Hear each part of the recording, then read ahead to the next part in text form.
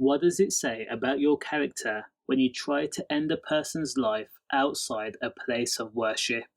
23-year-old Chris Beya was already known to police as being part of an active gang feud across Liverpool between Lodge Lane and Berkley crew.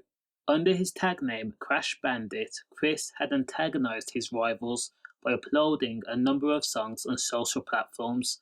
He was using YouTube, TikTok, Instagram and even Facebook. Crashbandit in his songs had goaded his rivals by describing their losses, depicting fully grown men having their jewellery, money and Class A and Class B confiscated. Now police did not really need any more evidence on Chris Beya because Chris himself had self-incriminated himself by talking about actual incidences and crimes on his songs.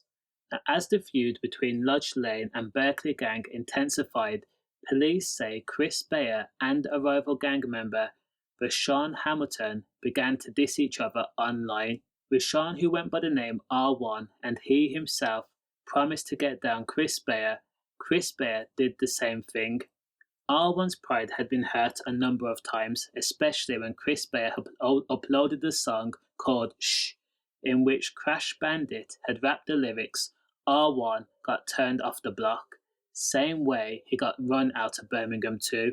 In another song released by Chris in October of 2024 called Toxtef L8, Chris had made claims that he had been making a lot of money and was known to be hands-on with his GUN. He also once again dissed rivals and members of Berkley gang, as well as laying claim that he was a big-time dealer and respected in Toxtef and Liverpool. Now, because both men were rivals and had a fascination, almost bordering obsession with each other, the song caught R1's attention.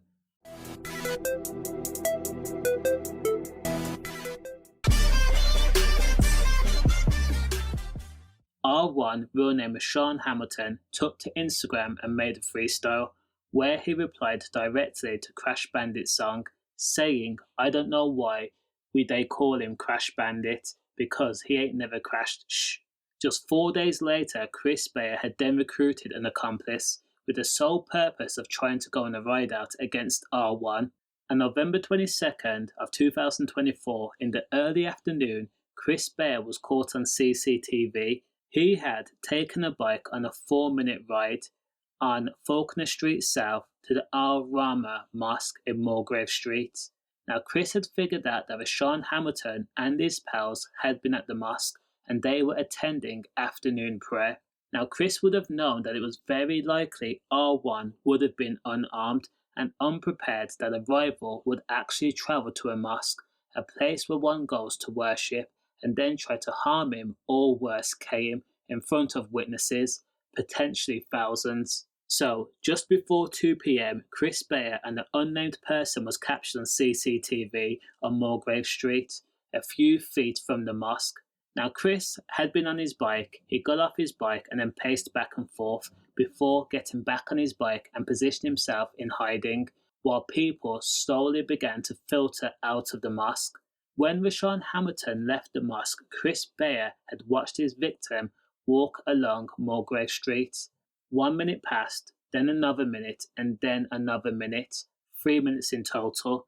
That was when Chris, whom had put his mask on, dismounted his bike, chest puffed out, and then quickly pulled out his GUN, which witnesses described as a black-handled pistol, 9mm. Now, in an act of humiliation, R1, as I said, would have been caught off guard. Now, Rashan had quickly crouched low to the ground, looked both ways, scurried in full panic mode. He then turned back the way he came, seeking refuge in the mosque. Now, Chris Beya, also known as Crashbandit, had chased after R1 very quickly along Mulgrave Street.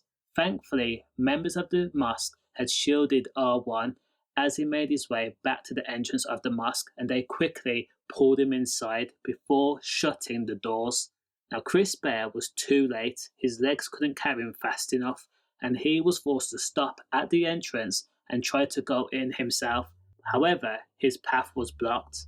Chris Beya tried to push himself through the crowd, wanting to confront his target, but again, Chris was blocked by members of the mosque. And despite aiming the pistol again, no one moved. Their resolve was absolute. And when aiming didn't work, Chris Beya began to shout and swear and call R1's protectors names. Ultimately, Chris was getting nowhere, and people had said that they had called the police. Now, Chris was forced to flee the scene, so he ran along Mulgrave Street, got back on his bike, and then cycled away back to his home address in Toxteth. The incident, as I said, was reported to police, whom quickly dispatched a team of officers to the crime scene to cordon off the area. Forensics quickly searched the scene and tried to locate the pistol, but it was never found. Now, while members of the mosque had described Rashan Hamilton as being the potential target of an M, Rashan did not help the police with their investigation. He just says he didn't know nothing and didn't know why anybody would target him. However, police already knew who Rashan Hamilton was, and they knew who he was because he was a known gangster who went by the name R1 and had actually been linked to at least 2 M cases in the last few years. Now, police know who to investigate then, and that would be R1's rival. It only made sense. Now, police pointed out that Chris Beya was a person of interest, and when they investigated him, they took his mobile phone and checked the usage at the time of the potential shhhing taking place. Now, Chris had turned off his phone at that time, and it was then turned back on at 6:48 p.m. when Chris's mum sent a message to Chris to say, "Your mates picked the bike up."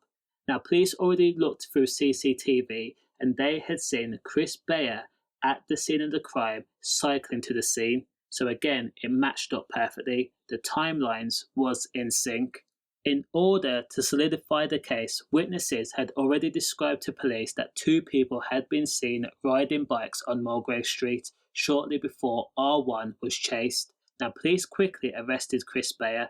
Ultimately, he was charged with being in possession of a gun, but it later turned out that the pistol was actually an imitation, which was used to cause fear, alarm, and distress.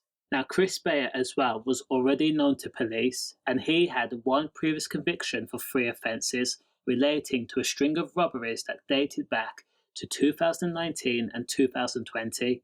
He had actually been handed a 20-month sentence suspended for 20 months before being locked up and jailed for 16 months for a breach of the order in December of 2022, where the madman had targeted teenagers as young as 13 in Liverpool city centre.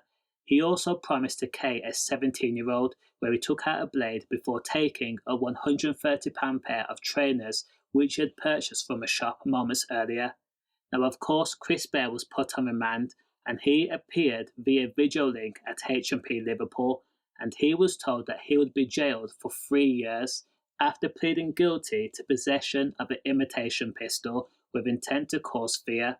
The evidence was too overwhelming, and again, R1 had nothing to do with it because he did not participate or actually help the investigation.